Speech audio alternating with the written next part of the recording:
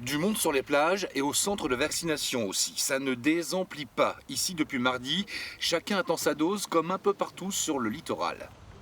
J'ai fait essayé de téléphoner plusieurs fois tout partout et puis c'est impossible de se faire vacciner. Ouais. Et j'ai ma fille qu'on m'a dit qu'à l'hippodrome, c'était sans rendez-vous puis qu'on pouvait se faire vacciner. Après l'annonce du pass sanitaire, les touristes se bousculent au portillon et forcément, il n'y a pas assez de doses pour tout le monde.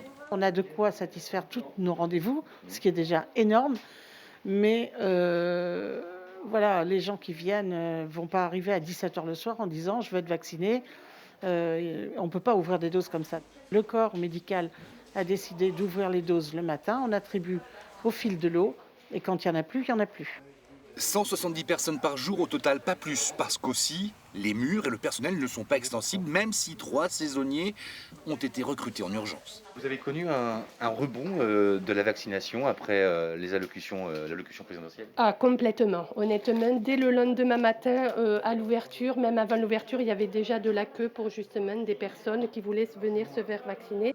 Et à cela s'ajoutent désormais les jeunes, comme Milo, 16 ans, venu avec son père en vacances à Châtelaillon. À mon âge, quand même, je sors pas mal aussi, donc ça me paraît un peu essentiel de l'avoir. Et puis, quand même, c'est mieux pour être protégé, pour quand même protéger les autres quand on fait de nombreuses sorties, un peu comme moi à mon âge. Il n'y a pas eu à le forcer ni à le convaincre, il était assez persuadé que c'était une bonne chose.